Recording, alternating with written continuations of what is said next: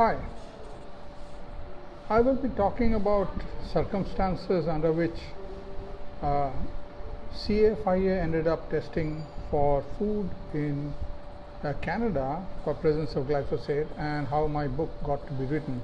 I've seen a lot of comments on the social media mostly from all kinds of people that basically claim that I got the data based on which I wrote the book from the Canadian government through an Access to Information Act application, which in itself is true. However, it hides half the story, and I don't know whether the rest of the other half of the story is being hidden on purpose so as to take away credit, or whether it's just ignorance. And I decided to set the record straight here anyway. I don't care whether people believe or not. I have by now developed a pretty kind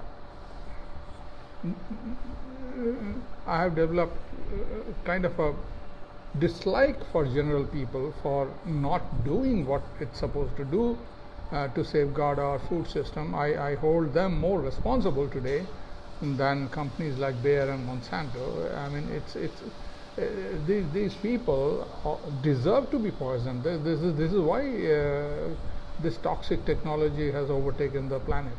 It's because of people who just armchair activists who talk yak, and they try to milk the system but don't actually try to solve it or do anything out of the way to solve it, to confront it.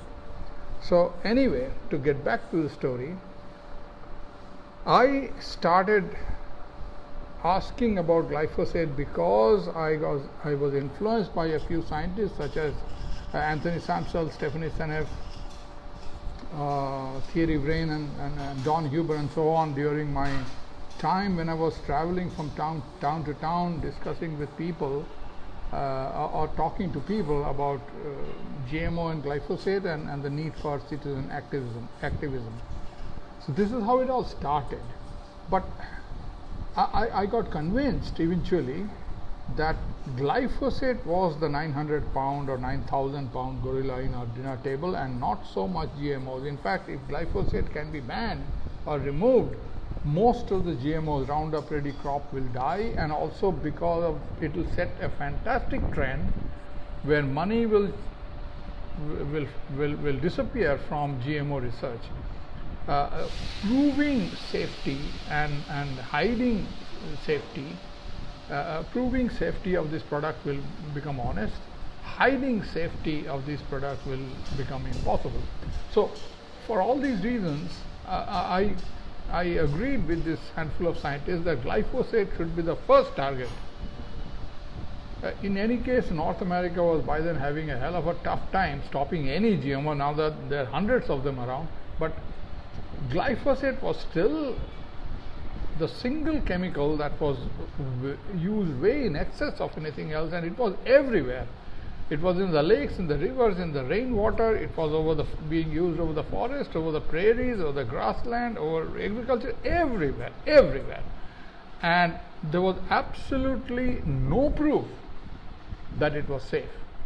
There were hundreds and hundreds and hundreds of papers, peer-reviewed and all that scientific papers, where somebody claimed that it was safe. But they claimed it was safe. It is a third-party opinion. You can say anything you feel like, but it was not proof. The actual proof were being hidden.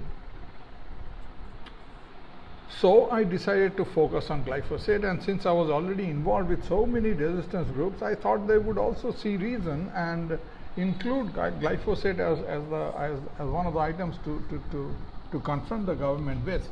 But I got a shock on my life. Nobody wanted to fight glyphosate at that time. I'm talking about 2013-14. Nobody wanted to join me. I got so fed up that I broke ranks with most of them. I started confronting politicians single-handedly about trying to get to the bottom of this glyphosate mystery, to disclose the safety details of glyphosate. and also to see if it could be tested. It was then that I found out by accident that Canada did not even have a lab, not a single lab, not one lab that would test glyphosate in any kind of food. Canada did not have a lab. Let me repeat, Canada did not have a single lab that would test glyphosate in food. They had a handful of labs that would test glyphosate in soil and water, but they would not touch food. To test food, they had to get themselves accredited separately. They had to set up new instruments which cannot be used for testing anything else due to contamination issues and so on, all kinds of reasons. But they did not have a lab that would test food, mainly because the government was not interested in testing food, and other than government, nobody else was testing food anyway. No doctor, no medical practitioner, no hospital, no healthcare system, nobody in Canada was interested in testing food for glyphosate. They did not want to know how much of this pesticide has gotten into the food. Nobody gave a damn, and as a result, the labs would not get themselves geared and certified to test food for glyphosate, because it is costly to maintain such accreditation, and just Tony Mitra asking around for 2 or 3 samples is not good enough for market indication. This is the reason Canada was not having a lab to test food, and I came to know about it accidentally. How?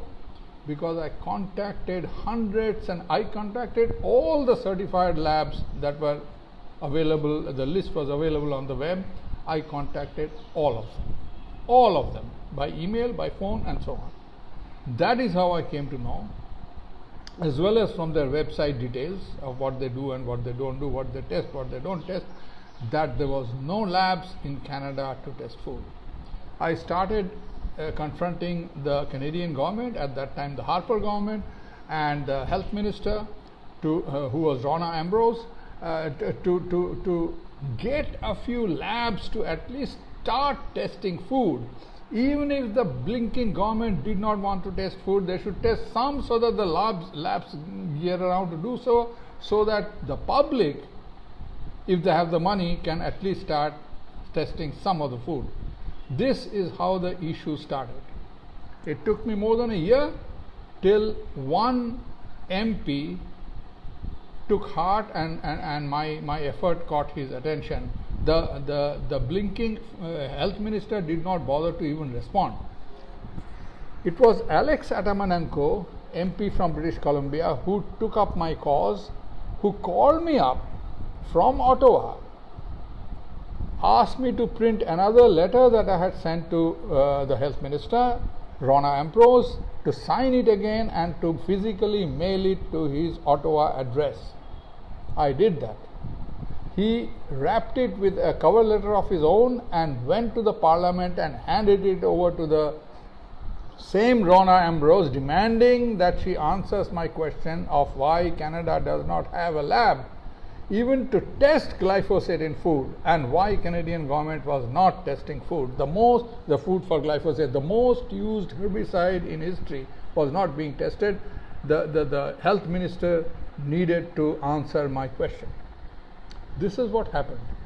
Around 2015, I forgot which month, I think it was March or so, when World Health Organization also came out with this story that glyphosate was a probable human carcinogen. After Alex Atamanenko made it an issue, I did get a response from the health ministry, not from Rona Ambrose, but from some other official under her, and that was a wishy-washy answer. They did not promise to start testing. They did not promise to do something by which labs will be available for testing of glyphosate in food, but they kind of acknowledged me, thanked me for my interest, and blah blah blah. But I got a note from Alex Atamanenko that the government's wheel turns slowly, but once it starts turning, it will turn, and it will turn. He told me that years down the line I will know that I was standing on the right side of history. Besides this, I started getting feedback from the same labs where I had been calling, the managers of the labs, that they have been now alerted by the government that the government was interested in testing some food for glyphosate, and that some of the labs were gearing around to getting themselves accredited, and as soon as they got themselves accredited, they started getting food samples for testing. I knew that, although this news did not come out in any paper, but I came to know about this under the carpet goings on from the MP on one side, from labs on the other side, and from some well-wishers within Canadian Food Inspection Agency who was instructed by the Health Ministry to start testing food for glyphosate. I got informed by some of these well-wishers within the CFIA that this was now beginning to happen. I did not know how long they would be testing, how many samples they would be testing, and when they will be concluding the test. I did not know all this, but I knew that testing was going on seriously. So I raised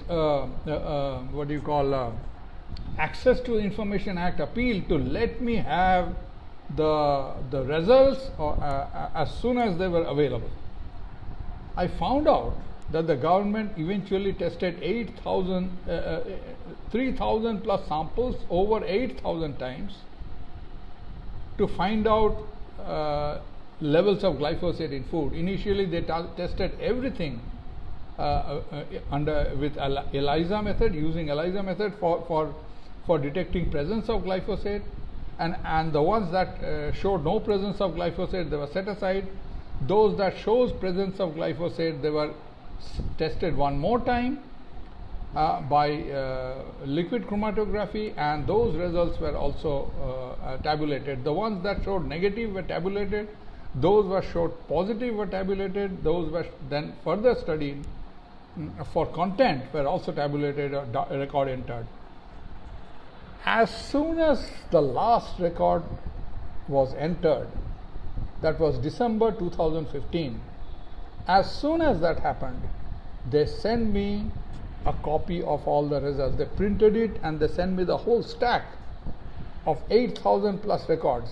They sent it to me physically by mail, and I started scanning them and entering them into computer, and I found it as a back-breaking task, and there was a lot of information, not just the glyphosate content, but where it was picked up, when it was picked up, when it was sent to the lab, when the labs completed the analysis, when the results came back to the office, and when it was entered, and blah blah blah blah.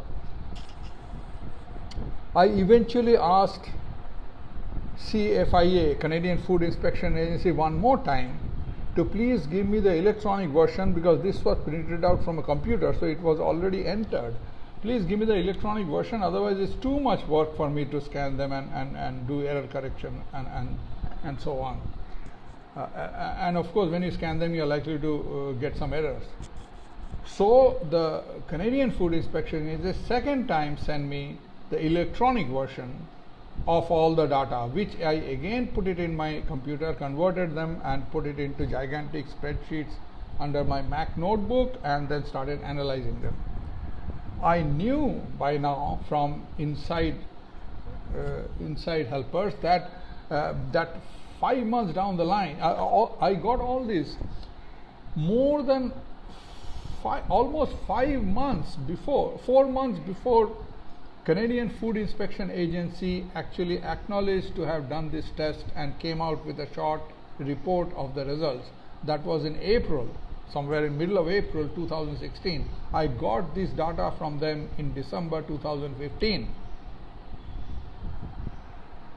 I came out with my report, 400 plus pages of report in my book in March 2016, 1 month before Canadian Food Inspection Agency even acknowledged that they have done this test and what they found and so on.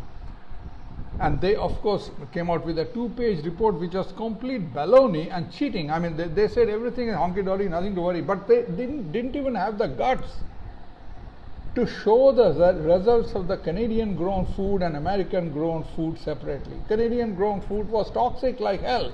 but they mixed it all up with all the world's food that they tested. And since the rest of the world, the glyphosate in food produced in the rest of the world was much less than glyphosate in food produced in Canada, so therefore the averages were low, and they purposefully did this kind of cheating, and I showed all the details in my book. So this is the full story.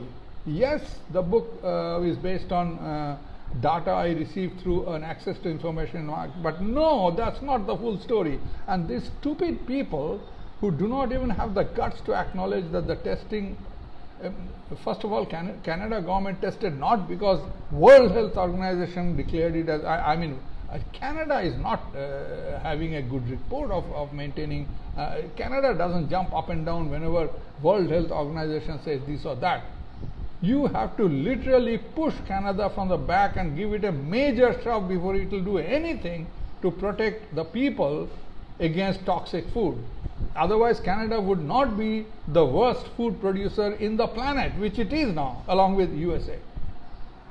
There is another thing that people, I get pissed off with these people, the common people who know less than nothing. I mean, their interest is less than nothing, these blinking armchair activists and people who are busy feathering their own cap. It's about the safety document of glyphosate. Glyphosate was approved in the 1970s. I raised an Access to Information Act and demanded the government show me these safety details. In this decade, in 2012 or 13, I forgot the exact date. And they opened a file for me, and they are still letting me run around. I forget when the file was opened, which year. It's many years now. They are not showing me the result. They have not said they will not show me the result. They are simply dragging their feet for a number of years. But more importantly, they opened a file number for my case.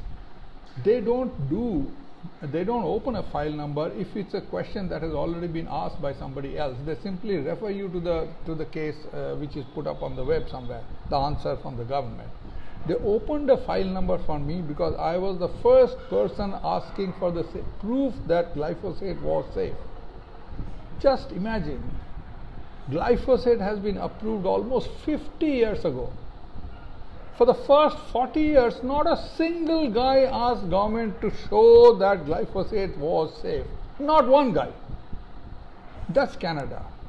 It has been approved that long in India, and there are more than 1 billion people there. Not one guy in India asked for it. Not who asked for it in USA except Anthony Samsel, scientist Samsel, who got this data from through a court order, which is not under the condition that he cannot disclose the data. He can look at it.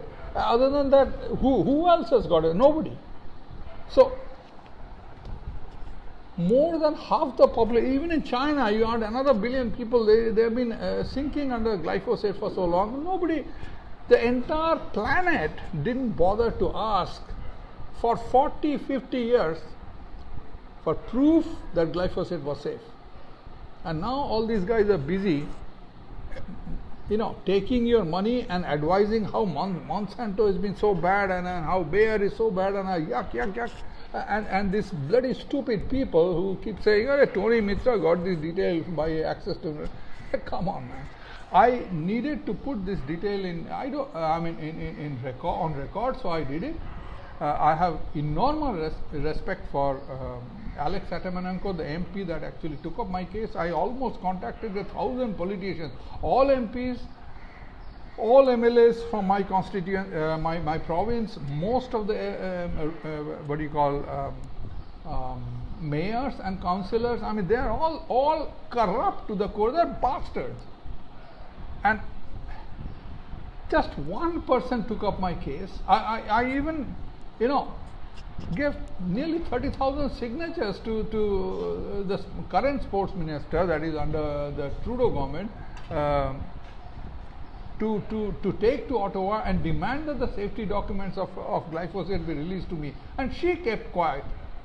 She betrayed the. I mean, the whole stinking world of politicians is crooked, and this reason for that is 35 million Canadians are comatose and sleeping. and listening to all kinds of charlatans and talking heads and all this, whoever writes a book and whoever charges you $20,000 to speak and come from bloody far away, all eco-feminist and all that crooks. I mean, this is the reason I believe Mr. Obro Chakraborty of India, who is conserving rice, indigenous rice, when he tells me that in his assessment, the Indian agriculture is going to collapse in 15 years. James Lovelock in his book wrote that he thinks that the human civilization is going to collapse because of excesses of tinkering with the environment before the century is over. Somewhere between 15 years from now and 85 years, the system is going to collapse. I absolutely believe it, because this many deep thinking people come to know, and you don't have to be a rocket scientist. You look around how the world was 50, 60 years ago, 100 years ago, and you see how it is now, you know that it's heading that way. More than half, maybe 2/3 of the forests are gone and converted to agricultural land. The bloody planet is teeming with with humans. Each of them are demanding higher and higher material wealth, and the resources of the planet is being exploited at a breakneck speed. Within another 20 years, some people say that the oceans of the world will have more plastic than they will have fish. It's a no-brainer that we are going to kill ourselves, and we deserve it. And it's no point fighting against it. We deserve it, and this is the history of the planet anyway. That species come, species go. For one reason or another, it comes at a stage where it is unsuitable to survive, and it does not survive. So we are not any special. God did not select us as a special people. That's absolute baloney. In fact, God did not create man. I think man created God. God doesn't even exist. And I say all this because it's not because I want anyone to believe me about how Canada ended up testing for glyphosate. I just needed to say it, and that's it. Why do we fight? Why do I do whatever I do if I think the world is coming to an end? Well, I'm not doing it to save the world or save average people. They deserve to die. Humans have overstayed their hospitality. They don't deserve to live too long. I do it because I don't know how to sit quiet and not do it. That's the only reason I do it, and that's about it. I'm done. Bye-bye.